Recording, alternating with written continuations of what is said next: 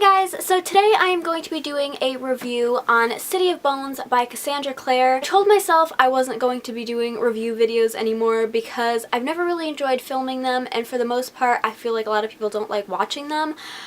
Saying that, for a very long time, the most viewed video on my channel with over 2,000 views was a book review, and like the 5th most viewed video is another book review.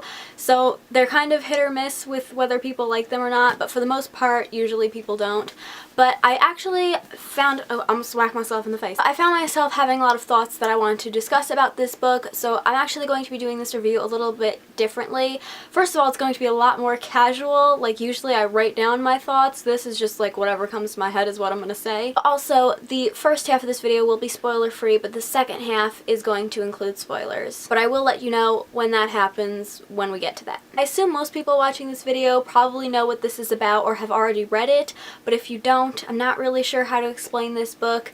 It follows a girl called Clary who just lives her average life in New York and then ends up getting swept up into the world of shadow hunters, which are people that like fight demons. They're like demon hunters, and there's a whole world of like werewolves and vampires and fae and that kind of stuff. That's like my best synopsis of this book. So this book, I have never read the Mortal Instruments series. This is my first time ever reading it.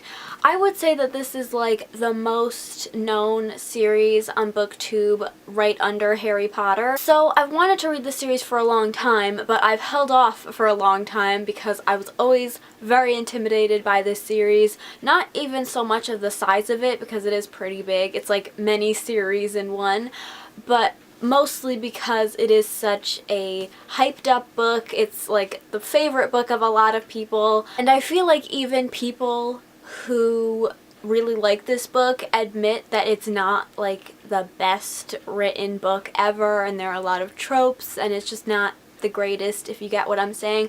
So I went into this book with like no expectations, or my expectations were very, very low.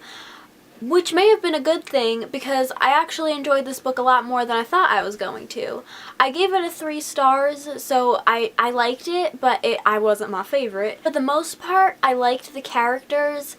Clary kind of annoyed me right off the bat, just with the decisions that she makes. So like, it opens with them at this club and she sees this guy walk into the back room followed by 2 other guys, one of which has a knife. So she tells her friend, go get security or whatever, and then she goes into the back room with them. Like, 10 out of 10 do recommend if you're trying to get yourself murdered. I mean, if I saw a guy with a knife walk into the back room, I wouldn't be following him. Like, what are you doing? And then also, which is something I find a lot in fantasy books, especially like urban fantasy, where you have these girls living completely normal lives, or like not just girls, but like whoever, and then they get swept up into this magical land and they're told stuff and they have to do these things, and they just like completely trust everything that everyone's saying.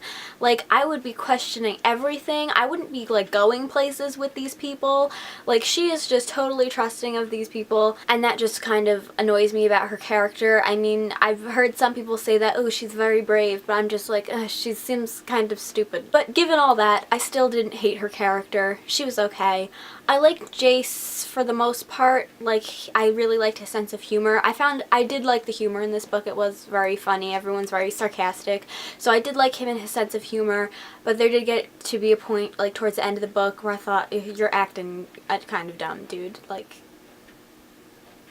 yeah. I really liked Magnus Bane, but like, who doesn't? I liked Luke's character, probably because I pictured him as Martin Freeman in my mind. I just feel like Martin Freeman as an actor like really suited Luke's character. Don't know why. That's just how I felt. As far as like the world and everything went, I felt like this is like a very big book, and I felt like at times it was a lot to take in for the first book, with the whole world and like all the characters and all the backstory. It felt a little bit info dumpy at times.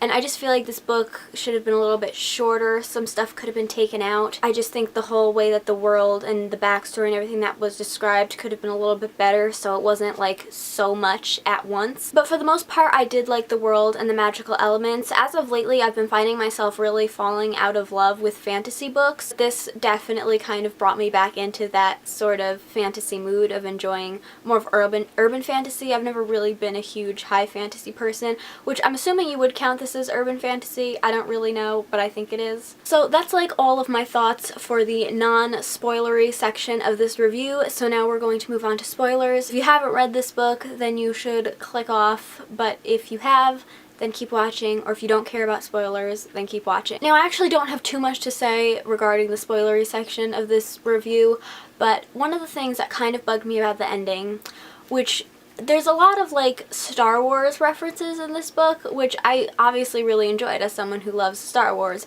but then at the end of the book there was literally like a Star Wars plot at the end. Like, you have Jace and Clary, and like the whole time you can tell that they're like the main kind of couple, like they are constantly flirting with each other, and then finally, like kind of towards the end of the book, they go on this like lovely little picnic, and then they kiss, and then she like starts taking him back to her room, but like her other friend was already in her bed, so that, like, thank goodness too, because that I've just disturbed myself. Like, clearly there's stuff going on there. But even like before I read this book, just like hearing other people talk about it on other people's channels, I always kind of knew that like Jace and Clary were like the main couple. Yes, maybe, I don't know. But then the ending happened. The main villain shows up and does the whole Luke, I am your father.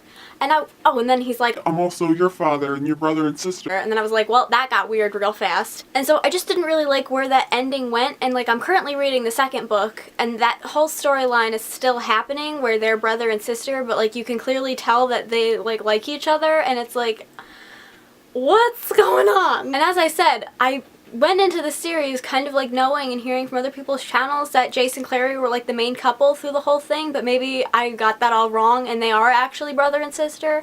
But like I'm really hoping that at some point it's gonna be like there was some kind of mistake and you're fine. It's all good. Carry on. But as of right now, just with the ending of this book and so far with the like beginning first quarter of the second book, I'm just like really weirded out by the whole thing, because they're saying that they're brother and sister, but you can like clearly tell that there's... Do you get what I'm saying? So yeah, like since the ending and now with the second book, which now this is turning into like a discussion about the second book, I haven't really been enjoying the story just of where it was going, because I was enjoying the romance, but like now in the second book, well, let's just talk about the second book now. Here it is. Now with the second book, she's like with this other dude who I didn't want her to be with, and so I'm not enjoying where the story's going. I like a good romance, but I'm not enjoying this one. So yeah, those are my overall thoughts of City of Bones by Cassandra Clare. I'm sorry if this video was all over the place. Like, I literally filmed the beginning of the video halfway through the video, and it got all kinds of confusing. So let's hope I can edit this and understand what the heck I was doing. So yeah, that is all for this video. I hope you guys enjoyed it. Leave me a comment down below and let's discuss this book, but please don't spoil me for anything else, because as I said, I'm only like 100 pages into the second book, so I don't know what's going on. They're brother and sister. I'm freaking out. But yeah, that is all for this video, and I will see you in my next one. Bye!